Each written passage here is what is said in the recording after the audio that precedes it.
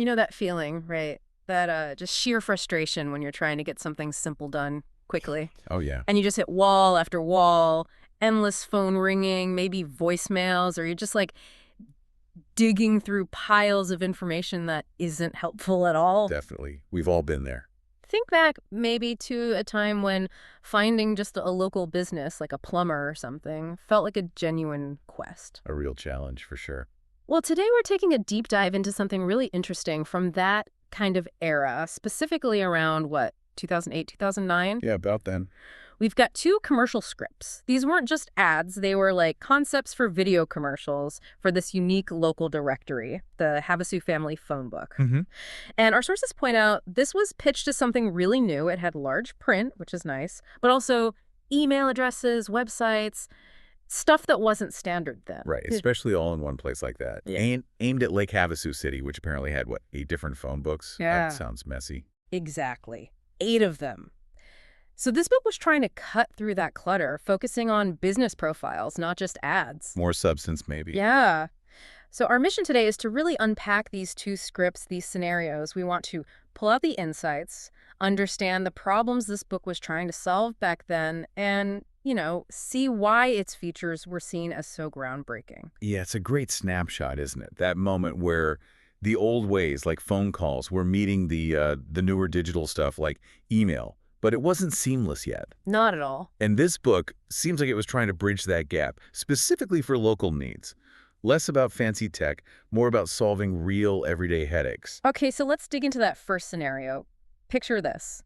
Linda, she's totally frustrated, the script says, and she's literally got many phone books strewn about on the table. We can all see that, right? Uh-huh, the classic pile. And she's got this deadline. Needs 100 flyers for a garage sale by Friday. Urgent. But she's calling print shops and just getting endless phone ringing or voicemail, that ticking clock feeling. Yeah, the pressure's on. But here's the kicker. The part that really dates it, but also makes it so relatable for that time. Her husband, Shawn, suggests email them. Ah, the modern solution. Yeah. Or what felt modern then. Exactly. And Linda just explodes. She goes, "Are you nuts? I don't have time to Google each company, find their email addresses, if they even have one, and then sit and wait for someone to email me back. Are you crazy? I need these flyers by Friday." Wow.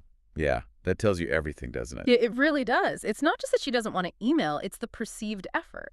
Finding emails wasn't easy. Maybe businesses didn't even have them easily listed. Right. And the uncertainty of waiting for a reply, the phone felt maybe more immediate, even if it wasn't working. Mm-hmm. That quote really captures the friction involved in using what was still a relatively new communication channel for, everyday local business. So what does Shawn do? The script says he just clears phone books off of table in one swoop and have phone book down in front of me. Like, Pretty dramatic. yeah, like enough these. A symbolic gesture. Totally, sweeping away the clutter. And he opens the new Havasu Family Phonebook right to the print shops section. And critically, it's noted as being complete with emails. Big print, too. So it directly addresses her objection. No need to Google, no need to hunt. Here they are. Exactly. It tackles that first big hurdle, just finding the contact info. But then comes the real clever part, I think. Shawn doesn't just show her the list. He shows her how she can send one email to all of the addresses at once. Ah, okay. That's the game changer. Yeah, because that tackles her second objection, the time it takes to contact each one. Instead of multiple searches, multiple emails, multiple waits, it's one action. One email hits all the local print shops instantly. Right. It turns this tedious multi-step process into something incredibly efficient. For Linda, under that Friday deadline, that's huge. It's not just convenient, it's a lifesaver. And you see the payoff immediately. Yeah. Linda's reaction is just, wow, what a time saver. And look, I'm already getting responses. Boom. Instant validation. It perfectly illustrates the value proposition. It took this potentially complex task and made it simple. Think about how much collective time that one feature could save people in that community, especially when, like we said, reliable online directories for local businesses weren't really a thing yet. It really speaks to that need for curated efficiency, making the new technology, email in this case, actually usable and accessible for everyday tasks. And the scene ends with this great little bit of humor.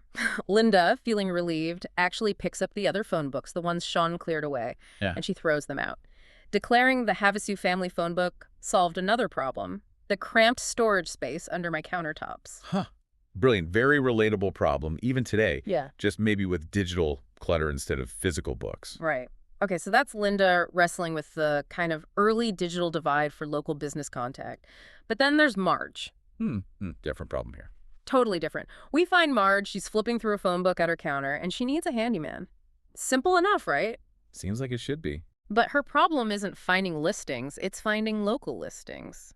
She finds one, sounds good, then, oops, no, he's Kingman. Oh, okay. Too far. Yeah. Finds another, ooh, but then, nope, this one's in Bullhead. She knows there has to be a local handyman saying, geez, I know there has got to be. But the book she has is mixing in listings from all over the region. And that was a huge issue with those big regional directories, wasn't it? You got quantity, but not necessarily relevance. You still had to do the filtering yourself. Exactly. Wasting time looking at businesses that are just impractical because they're too far away. So this highlights the need for that hyper-local focus, which is something we almost take for granted now with GPS and location services, but back then. It was a real pain point. And Shawn, again, arrives with the solution. He's apparently out of breath, maybe ran over with the Havasu Family Phonebook. Eager to help. And he gets right to the point. He tells her, look, Mom, all of the listings are locals only. Boom. There it is. The core differentiator for this kind of search. No fluff, no filtering needed, just Havasu businesses. It's basically an analog search filter, pre-applied. Cuts right through the noise. And Marge's reaction shows just how valuable that was. She finds a handyman, and she's thrilled because not only is he in Havasu, but he is also in my zip code. Wow, down to the zip code level. Yeah, that's pretty granular for a print directory back then. It's not just local, it's nearby. It addresses that frustration directly and precisely. That level of specificity was clearly a massive selling point. You can just feel her relief. She immediately grabs the book. Give me that. The script even says yoink. Love it. And she playfully challenges Shawn, do you feel a lucky kid?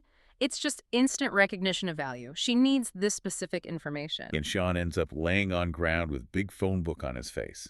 A funny, memorable way to show the book was a knockout success for her needs. Totally. And again, think about it. How much easier would your search for, I don't know, a plumber or an electrician be if you knew every single result was not just in your town, but genuinely local, maybe even in your zip code? No wasted calls. It really underscores how powerful targeted, curated information can be, regardless of the format, print, digital, whatever. Solving the user-specific problem is key. In a sea of generic directories, this one stood out by being laser-focused on local utility. So bringing these two scenarios together, Linda's email challenge and Marge's local search, it seems pretty clear how this Havasu Family Phonebook was positioning itself. It offered, concrete solutions. For Linda, it was streamlining business contact with those easy-to-find, consolidated email addresses, pretty cutting edge when finding that info online was hit or miss. Right, a bridge to digital efficiency. And for Marge, it was ensuring that hyper-local relevance, cutting out the frustration of sifting through listings from Kingman or Bullhead by focusing only on Havasu, even down to the zip code. Yeah, it really wasn't just another phone book, like Linda worried about at first, adding to those 8 others. These scripts show it was designed very intentionally. It tackled specific pain points, information overload, irrelevant results, the friction of using new communication methods. It gave Linda a time saver and solved her cramped storage space, maybe metaphorically too. Exactly. And for Marge, it just delivered relevant results, fast. It showed a real understanding of what people in that community actually needed from a directory. It seems like it's a great example of how, even when technology is shifting, like with the early internet and email, a well-designed print solution could still be incredibly valuable by focusing intensely on user needs. Large print, emails, websites, local only. It addressed the weaknesses of its competitors. Absolutely. It recognized the gaps and filled them cleverly. It wasn't trying to be the internet, but it used some of those emerging contact methods like email and combined it with a trustworthiness and maybe the curated nature of print at the time. So wrapping this up, these stories of Linda and Marge, they really paint a picture, don't they?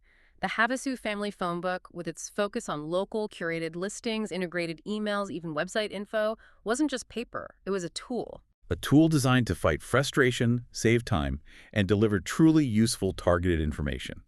Especially needed when there were, 8 other confusing options out there. Its success wasn't really about the technology itself, but about smart design and understanding the user. Empathy, really. So, thinking about this. What can these old commercial scripts, the snapshot from 2008, maybe teach you listening now? It kind of highlights this enduring need we all have for information that's easy to get, relevant, and curated, right? Doesn't matter if it's print or digital. That's a great point. Good design makes things easier, period. It makes you think. Yeah, it really does. Even today, with all our apps and websites and endless streams of information, are there still information gaps? Are there still situations where we feel like we have too many directories, metaphorically speaking, too many sources, not enough clarity? Could a really focused, maybe even old-fashioned approach, but with a smart, modern twist on curation and relevance, could that still simplify things for us in some area of our daily lives? Like the Havasu book did. What current frustration could be solved not by more tech, but by smarter, more targeted information design? Makes you wonder.